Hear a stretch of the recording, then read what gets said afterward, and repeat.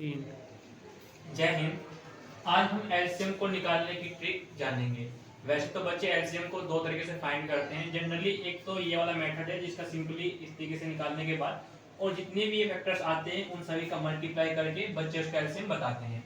और दूसरा हम बोलते हैं कॉमन फैक्टर। कॉमन फैक्टर में क्या होता है, तीनों को हमने अलग अलग इस तरीके से एलसीएम निकाल लिया, फिर उसमें से हम देखते हैं कि तीनों में कॉमन कौन है। जो कॉमन होता है उससे हम लिख लेते हैं और जो बच जाता है उससे भी हम लोग लिख लेते हैं। उसके बाद उसकी मल्टीप्लाई करने के बाद जो आता है वो हमारा एलसीएम होता है। तो हम लोगों ने बच्चे क्या काम करते हैं, जनरली इस मेथड का उपयोग मतलब करते हैं, लेकिन कंपटीशन में क्या होता है, हमें चीजों को बहुत जल्दी बताना होता है। तो मैं आपको बताऊंगा एक ऐसा तरीका जिसमें आप बिना पेन उठाए ही आप इसका एलसीएम देखिए। अब हम बिना पेन उठाए ही एलसीएम कैसे बता सकते हैं। जैसे मैंने बोला है आपको, आप ले लीजिए 16, 8 और 24, ठीक है।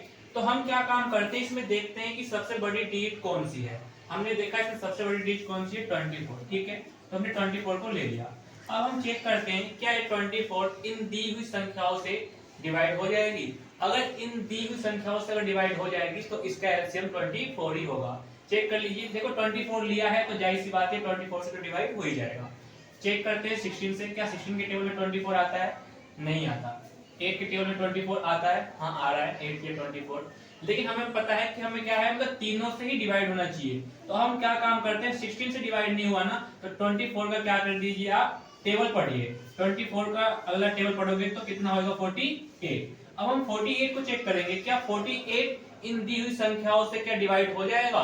चेक करो, 16 के टेबल में 48 आता है, 8 के टेबल में 48 आता है, 24 के टेबल में 48 आता है।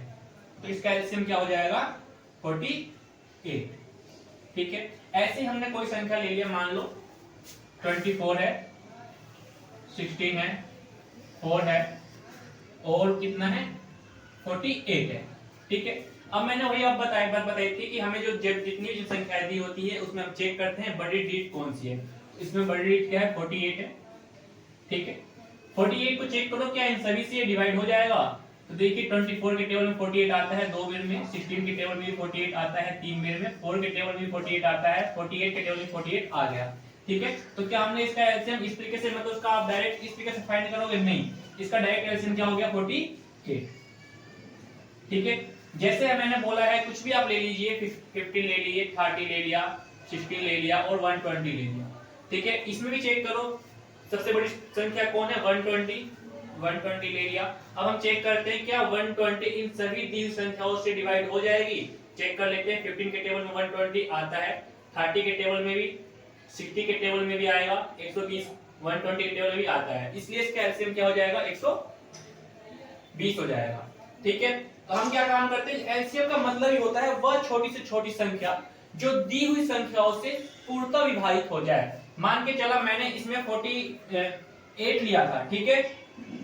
अगर 48 से इसका हमें 96 भी तो वो टेबल है जो इनके टेबल से आ सकता है, 16 के टेबल में आ सकता है, 8 के टेबल में भी आएगा, 24 के टेबल में 96 आ सकता है। तो हम ये भी तो बोल सकते हैं सर 96 भी तो इन दी संख्याओं से डिवाइड हो जा रहा है, तो इसका एलसीएम 96 भी तो हो सकता है।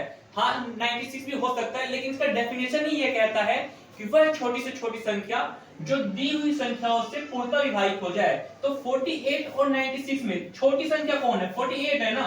तो 48 जब इनसे पूर्णतः डिवाइड हो गई तो इसलिए इसका एलसीएम 48 है, क्योंकि डेफिनेशन ही कहता है छोटी से छोटी संख्या को फाइंड करे जो दी हुई संख्याओं से डिवाइड हो जाए। उम्मीद करता हूं आपको ये वीडियो समझ में आया होगा। मिलते हैं किसी नेक्स्ट वीडियो में किसी मजेदार टॉपिक के साथ, तब तक के लिए धन्यवाद।